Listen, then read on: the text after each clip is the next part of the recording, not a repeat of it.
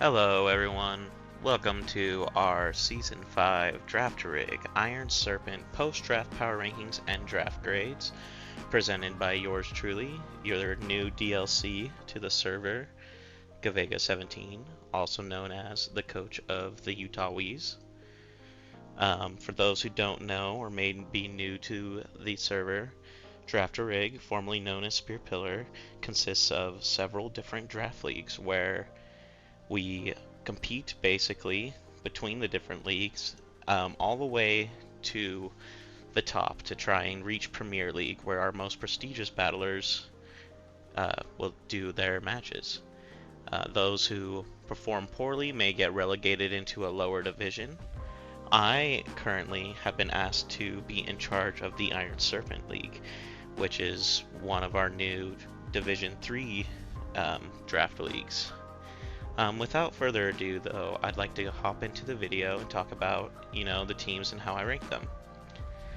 The first team we have is Spirit Leaf, coached by Bruno, I believe. And when it comes to my power rankings, we'll keep this honest. They are completely objective and biased, but they have a criteria I came up with of 10 categories. I basically gave you a score of 1 to 10 through the 10 categories, added it all up together, and then if I thought you were exceptionally great at something, I gave you maybe some bonus extra credit points, as if you were getting a real life report card. Bruno's team, Spirit Leaf, is actually really solid and scored super highly on a lot of the criterias I have. Like, they had good hazard potential with the Greninja and the Pillow-Swine. They have really nice pivoting. The Tapu Bulu Grassy Surge gives them, a niche to protect their Lucario, Magnezone, their Terra Captain Lycanroc, their Galar Slowking, their Chandelure, and Chandelure with the Flash Fire helps a lot of the team members out as well. The reason why they are ranked so low with a C rank and placed at the bottom of our tier list is simply because of one thing.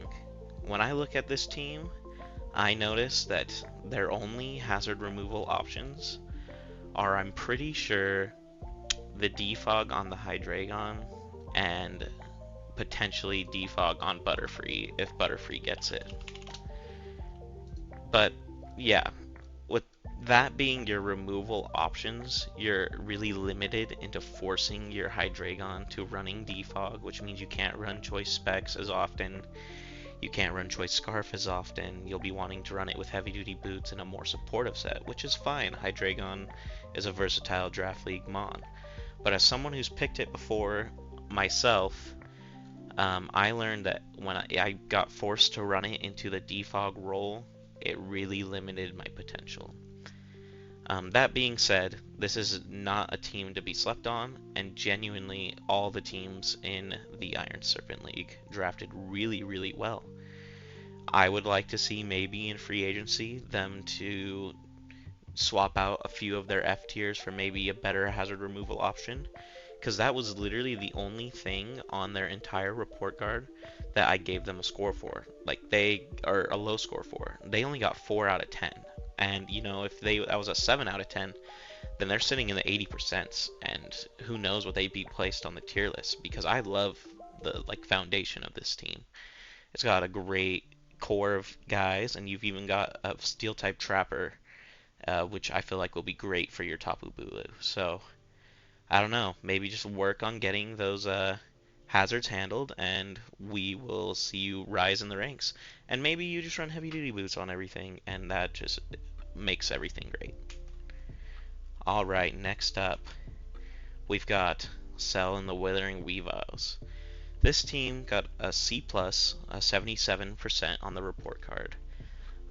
The main reason this team is ranked towards the bottom is I don't like their hazard setting potential, other than from the Garganackle and the Salazzle, but then that leaves you kind of predictable. And their speed tiers, while being pretty good, um, can also be a little exploited. And the big thing that dropped them even lower was I gave a point for type diversity and how easy you would be to exploit by spamming a move. And while you do have a Zero Aura that can absorb all electric attacks, you also have 4 Pokemon really weak to electric type moves. And if Zero Aura gets chipped, or if it's a strong electric type like Raging Bolt that was selected in this league, and you get Draco Meteored on and your Zero Aura is gone, then what's going to stop Thunderclap from running through your team other than maybe your own Comfey? That being said, this team has a great um, Pokemon in Mega Blastoise that can set up and win almost any game. Mantine is super underrated, and they took Lurantis round 2 and didn't make it their Terra captain, which I for sure thought it would be. But you know what? That was just a pick from the heart, and we will love to see how they do with that. Sorry for that popping up on there. Next up, we've got the Tinglu Fissurers Framos. This team, I actually really like. It would have ranked more highly had I, liked their also hazard removal. It dropped them down. They have Sarina, and that's pretty much it. And that dropped them, honestly, from maybe even an A ranking. So, other than that, their foundation's great, their core is great. I love their fire and water types pairing with the Serena. It's a great fire, water, grass core. The anti-priority is nice for the Dragapult. Mega Kangaskhan is super underrated. Maybe just get another remover at some point instead of the Gliciopod, and I want to see what you do with the Mienfoo. It seems like an interesting pick, and it was one of our first off-sheet picks that was added to the list, so yeah, we like it. Next up, this is a team that is tied with the Tinglu Fissures, the Wagga Wagga Wailords, coached by TJ. And TJ, they're kind of going for a theme of Pokemon that may be villainous in some aspects. So theming wise, it's through the roof. I love the way this team looks on paper. I would be terrified to run into them, in a dark alleyway. You can tell that this Rogues Gallery really, really can cause some issues. The only issue I had with TJ's team when I was doing my rankings is that its hazard setting wasn't the greatest outside of Crocodile and Empoleon, but those Pokemon I feel like are a little bit better doing other roles. I would have liked to see one dedicated hazard setter on this team, but you can get away with running rocks on both those guys. It is no big deal, and Roserade also gets spikes. It's just the Pokemon that do get hazards. I don't necessarily see them as hazard setters, but this team got an excellent support score. It got an excellent score for the speed tiers, and it even got an excellent score for the Terra potential, even though you wouldn't expect it. Just all the C tiers and lowers in this league are allowed to Terra with their stabs, and who wants to deal with, really strong Roserade stabs or really strong Barbarical stabs? So, and the electric typing on the Craggnol, giving it no weaknesses. It's a very good team. I'm expecting this team to overperform based off of the rankings, just with the creativeness of TJ and how powerful it is.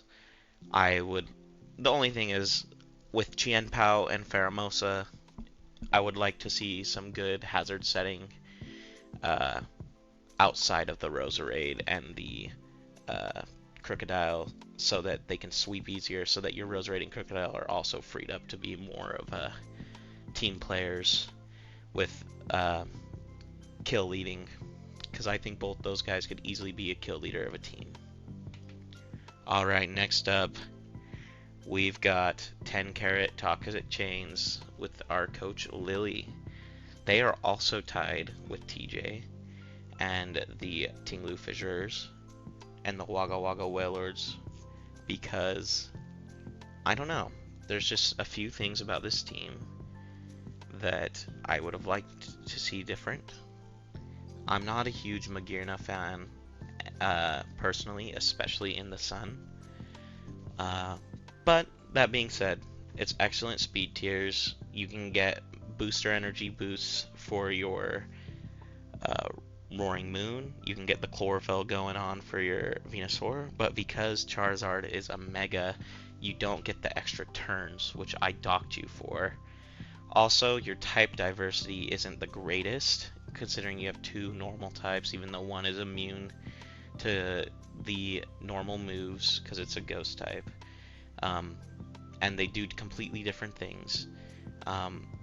It just seems like with the extra fire, the extra normal, the reliancy on, you know, Sandaconda to be your hazard setter other than Magearna, I would have liked to see maybe a couple different things to make this team really stand out. But that being said, it got a 10 out of 10 in how scary it is to prep for, and its core of Magearna, Roaring Moon, plus Volcanion was one that is probably one of the best in the league. So don't take this any negative. It's just that when you're running Sun and you can't run the extending item, it can get a little bit hairy sometimes. So we'll just have to see how well you play around that. And the fact that Charizard can't get rid of rocks on its own, it will mean that you have to really, really bring your removal guys every time. Next up, we've got Tassenda and the New Orleans Chandeliers. I love their team, honestly. They only got ranked where they're at and not higher, which is still a B-, based off of the fact that their hazard removal also, which is a running theme, isn't the greatest unless you want to do it on your Lottie or your Thundy or your Articuno, all mons except for Articuno, which do not want to rely on it. Now you have it, but just the fact that it limits your prep, which is a running theme with the first few teams, is that they either can't set hazards or they can't get rid of them the way I would like. It really, really docks your points. That being said, they got a 10 out of 10 in 3 different categories. In speed tiers, in their core being their main cast of Fire, Water, Grass, Steel, Dragon, Fairy, Psychic, Dark, Fighting. They nailed all 3 of those perfectly. And honestly, this team is going to perform really well. It's just if hazard stacking becomes a problem and you knock out whoever they brought defog with, maybe the Zamazenta or the Iron Val can be handled a little bit easier than I would have liked, because both those guys do not like the extra chip, because they like to be able to come in, break. They're both diverse, and I don't know, it's just something we'll have to watch out for, see if they can handle it. I think that the Archon pick, another off-sheet pick, could have been just any support or hazard remover, and this team easily could have got a buff on their scores. Alright, next up, we will have the Siamese Snow Leopards, coached by Glitch. They got a B- as well, with an 82 ranking out of 100. The reason why I rank them where they are at, based off of my rankings, is they had not the greatest core of uh, fire, water, grass, steel, fairy, dragon, the fighting, psychic, dark. They have some of it, they don't have all of it. That being said, they have the highest Terra potential besides one other team in this league. With Terra, Pecharunt, I think will be really good.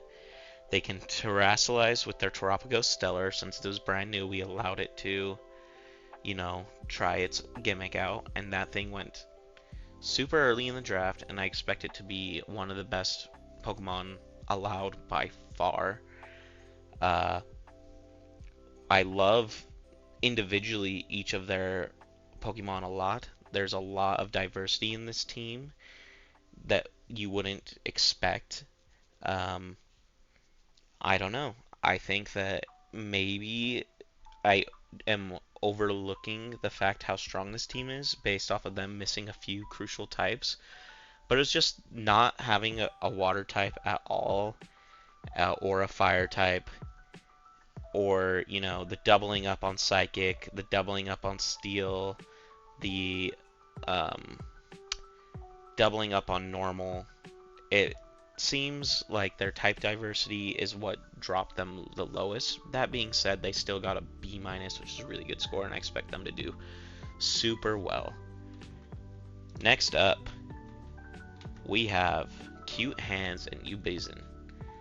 Cute Hands got an 83%, with 3 of our rankings being in a 10 out of 10 for me. First off, they get a 10 out of 10 for pivoting, because they can Volt Switch, they can Chilly Reception, and they can U-turn with almost half their team. And the things that they pivot into would love to abuse it. They got a 10 out of 10 for Vibes. Would I want to use this team? Hell yeah, I want to use this team. It's got a Wishcash and a Lilligant and a Swallow on it. Not to mention that Baxcalibur carried me in my in-game team. I've always been a fan of Slowking, and the first shiny I caught was a Lokix. So on the Vibes ranking, they killed it. Also, their core of Baxcalibur, Excadrill, and Fluttermane, super strong. Rotom, Lilligant, Slowking, or Wishcash, also pretty strong. The only thing that kept them from going any higher was just their Terra potential isn't as strong as some of the other teams. And they're kind of average in the hazards / removal part of it. Like, they have Pokemon that do it, but does Excadrill want to be your Rock Setter and your Rapid Spinner when it can be your Mold Breaker Pokemon? Does your Wishcash want to be more supportive when you can run it Dragon Dance? And does your Nihiligo want to run Toxic Spikes and Rocks when it can be Meteor Beam set? So same issues that some of the other teams have. That being said, the raw power of this team is through the roof, and I expect it to do pretty well.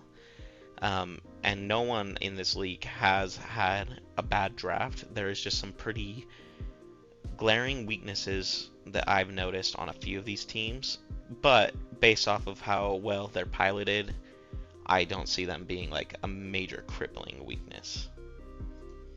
Next up, we have the LA Lucarios, coached by Teselecta. They got an 83, which is tied with Cute Hands, and they got ranked similarly because of their weakness, and that is their Terra potential. I think that most teams in this league have really good Terra options. This team, you've really got Terra Grass on your Rotom-Mows, Leaf Storms that can break. Your Florges, yeah, it would love to be just Terra Moonblast, but I think as a captain it would have been a little bit better. But I understand why your captain is the table in the Avalokhisui, because its typing is usually pretty weak, and it turns it into actually a pretty strong Pokemon when you Terra it. The issue is that you did Terra Water and you already have a Palafin. Palafin's already kind of a bulky Pokemon. How often are you going to want to bring both? probably decently because you have a Skeledirge and a Gliscor. But I don't know, just the raw power from your Terra potential is not as good as some of the other teams. That being said, everything about this team from a regular draft perspective that doesn't allow Terra, or just in general, is super solid. You've got above average in pretty much every score, and it will be incredibly hard to prep for what sets you bring, and having Ditto as a safety net means that you can counter pretty much any of the teams. And Morgrim is an insane F tier pick. It gives you screens for your Sneasler and your Palafin. So I expect this team to do super well. It's just would have been placed higher. Maybe Florges was Terra Captain, or if I felt like their low tiers weren't so defensive and could abuse, the fact that all C tiers and lower are allowed to Terra. That being said, it may come in clutch with the Pharaoh Seed, who knows, turning into a pure steel or pure grass type and make it live with Eviolite. And I've never seen Mew being able to Terra into a normal type and do well based off our rules, but there has been a few strong normal types taken, so perhaps we can see a niche set where that becomes, a little more ideal. Alright, next up, we have our first team where there isn't really a major flaw with our B ranking, 86%, London, Ontario, Dondozo, or the London on Dondozo, which I love saying, coached by the A Hey Kid. The A Hey Kid would have had, honestly, an A ranking team had they had a little bit more pivoting. They only reached a 5 out of 10 on that, because they can pivot manually a lot with a lot of their Pokemon, and they can dry pass with Baton Pass, and their team's bulky enough that if they make the good swaps, it will work. They do have Volt Switch on their Cobalion, U-Turn and Volt Switch on their Electros. I love, the way this team looks. I wish there was just maybe one more strong U-Turner that did a big ton of damage to get your Sandveils or your Sandrush sweepers in, your Chi-Yu in, and your Altaria into advantageous situations. That being said, Glamora as Terra Captain is going to be awesome. It got a few buffs. I love Glamora just in Draft League in general. It's surprisingly not passive while also being an incredible support mon. Houndstone is incredibly diverse in Draft League. Dragapult is a funny Pokemon that just kills everything it runs into. Slowbro's consistent, Scoliped's consistent, probably one of the best D tiers we allowed. Chi-Yu just clicks a move and wins. This team has no real weakness outside of the pivoting, and if it didn't get a 5 out of 10, it easily would have been in our top teams. I would like to see maybe, if there was a change, just maybe a pivoting grass type instead of Bellossom. That being said, Bellossom is one of the Pokemon I want you to keep, just simply for the fact that I think as an F-tier Quiver Dancer on this type of team, it could be really good. So I don't know where you would find the pivoting option. And maybe pivoting is overrated anyway. It just is the only thing that kept this team from getting an A. Next up, Lavender Town Spirits with an 87%, our first B+ ranking. This team scored above average in everything. It has insane Terra potential with its low tiers being able to abuse the fact that they can click strong moves with all their stabs. It also helps with their Ninetales being a special version of their S tier pick, the Ogerpon. They will cover each other really great. This team has priority in Thunderclap and Sucker Punch and Prankster. It has Sticky Webs. Trace on the Gardevoir is an amazing way to counter most teams with a Scarf set. Hariyama's always a slept-on Draft League Pokemon. Sawsbuck should be higher ranked than F tier. Great Tusk is one of the best spinners and setters in the league. The only thing that kept this team from getting a higher score is that its hazard removal, while being excellent, If they had one more Pokemon that did it, that was a little bit more of a bulkier, consistent Wisher or something, uh, I would have liked it because then you could get more creative with your Tornadus and your Great Tusk. That being said, they are great Pokemon that can remove hazards, and so can Klefki. So I'm not worried about you keeping hazards on the field.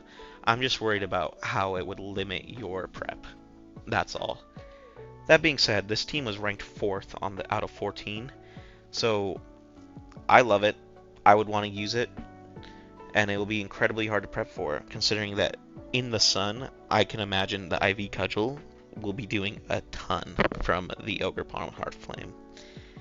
And I think Raging Bolt is a Pokemon that is perfect for Draft League.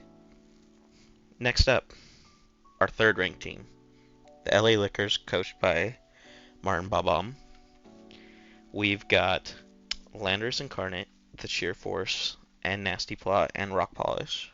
We got the Gouging Fire that can set up or be bulky. We've got one of the best Megas in the format, Mega Scizor. We got one of the best Wish Passers that's not passive in Sylveon. Quaquaval has been making a case for one of the best Draft League Pokemon. Raikou is an incredibly good low tier. They've got one of the best Terra Captains in Gengar, I believe. And then they have a really good low tier pick in Mabaustiff. Where this team falls short from getting a higher grade from me is that Cradily, Lickitung, and Xatu are not my favorites. And the hazard setting on this team could have been a little bit better. They're going to have to rely on really good magic bounces or Cradily to get up what they want without limiting their Landorus. Unless, they start using their low tiers really good and consistently. But I'm just, with how top heavy this team is, I'm a little bit scared that, Pokemon like Cradily or Lickitung might be left in the dust. That being said, Lickitung is a great low tier Wish Passer. They've got two Wish Passers, maybe 3. Mabaustiff is slept on. This team got really high score in the Terra potential. They got a really high score in the diversity. They have almost all their types covered, and their cores are amazing. The Steel, Dragon, and Fairy core that they have is really good, and their Fire, Water, Grass is really good, especially since Gengar will also be a grass type. So I love this team. I'm excited to see how it does, and it is our 3rd ranked team. Next up, Viridian Forest Ogerpon. This is our 2nd ranked team with a 90% and an A-. The only thing that kept them out of 1st place was, I believe, that this team could have gotten a little bit better of low tiers. We have one of the best S+ tier picks, one of the most consistent Pokemon in general in Land OT. The Ursaluna Blood Moon is a great setup sweeper and helps with the scrappy type ability that it gets. Ogerpon being able to Terra is amazing. We love Fortress for what it does for this team. Gallade's always underrated. The speed of the Mega Beedrill with the strong U-turns to get in the strong other Pokemon is excellent. This team easily could have been our highest ranked team had either Poliwrath or Lapras been something else, or maybe the both of them. I don't know. I like Lapras, I like Poliwrath, but you have a Gallade, and I feel like it'll be a little bit more consistent. That being said, they are the Viridian Forest Ogerpon, so we got to show a little bit of the Gen 1 love, and the Garbodor, honestly, is a great pick for this team. I'm excited to see where they do, and I have a predictions that this team will be one of those teams that on paper you look at it and you're like, oh, okay, they have a lot of similar typings. They may not be as diverse as other teams, but just the power of it and what it does for me, it seems like a team that I would have drafted and loved to use. And the fact that they are rocking out with Raticate, Poliwrath, and Lapras gets brownie points, even if it isn't the most optimal thing. And for all those reasons, that's why they are ranked 2nd. The number 1 ranked team, which surprised me, is Gustav's Detroit Leos. The reason why they are number 1 ranked is because they drafted Rain. Not only did they draft Rain, though, they drafted Rain almost perfectly. They have Rain Sweepers. they have a really good rain setter. They have, you know, a Latios, which can abuse it with Surf and Weather Balls, a Zapdos that can abuse it in the Thunder, a Genesect that loves being in rain and clicking, the strong water move with its drive, or just living from not dying to the fire type attacks. They got a Swift Swimmer that isn't a water type in the Quillfish that also sets hazards and has great potential as a support mon. They have the niche Tidy Up Furret that actually gets Sucker Punch, Coil. It can do things if it gets set up right, and there's so many things you can prep on this that if you forget about it, maybe that Furret can come in and get a KO or two and also remove the hazards. They've got Tentacruel that heals itself and will not die in the rain. They've got the Floatzel that will destroy you with its Terra Water Wave Crash in the rain. And Dusknoir and Zarude really round out this team, because that means if you run a team that's like Zarude, Dusknoir, Genesect, Lati, Zapdos, and Tentacruel, that's not a rain team. That's just a really strong team that pivots around into Genesect. So they don't have to bring rain every time, but I expect them to bring it most of the time. It's just this team functions with or without it. And the buffs that Mega Swampert got with Flip Turn, Knockoff, and things that are now in its Nat Dex move pool make it really a Pokemon that can function even outside of the rain, I believe, with its pivoting. And just how hard it will be to swap in on this team, how great it covers each other. Yeah, it is a rain team. You know that it's a rain team. But this is one of the most well-executed weather teams I've seen in a draft league in a long time. Most people either overcommit to the weather or they don't commit hard enough, and this did the perfect amount of both. It got precisely an A, and the only way it would have gotten an A+ is if, they had a bigger budget to get a little bit more diverse picks. That being said, that wasn't going to happen. No team is perfect. When you draft weather, you know that it's not going to be perfect. You know that you have obvious weakness because your weather is your main gimmick. That being said, prepping for this team will be incredibly hard, and I think that Gustav will be one of the teams that we have to look out for when it comes up in this next season of the Iron Serpent League. With that, this will be our final tier list ranking. As you can see, we have the Detroit Litleos at first, Viridian Force Ogrepons, the LA Lickers, Laventern Town Spirits, and the London, Ontario Dondozo rounding out our top 5. Tied for 6, we have LA Lucarios and Cute Hands. 7th is the Siamese Snow Leopards. 8th is the New Orleans Chandelures. Tied for 9th is a 3-way tie between 10 Carat Toxic Chains, Wagga Wagga Wailord, and the Tinglu Fissurers. 10th is the Withering Weaviles, and 11th is Spirit Leaf. Now, from around 6-ish up is where the teams get a little more consistent. But even with the obvious weaknesses that I nitpicked at, all these teams are really scary. I think that with a few free agencies or just some really good piloting, any of these teams could win the league. Even the team that I ranked the lowest, it's honestly had one of my highest overall scores. It just got such a negative score in one category, it dropped them. If they fixed that, they would be at around 83% to 85, and that put them somewhere in the top 5.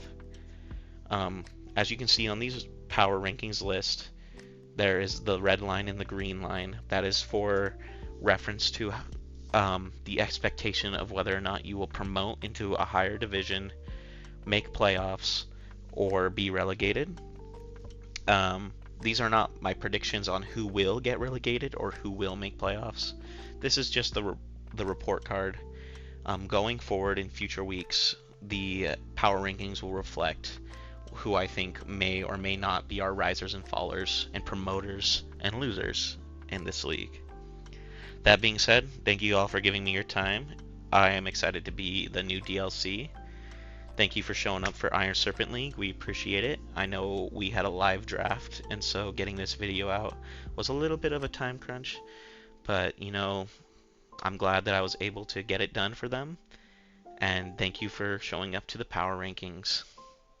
Peace.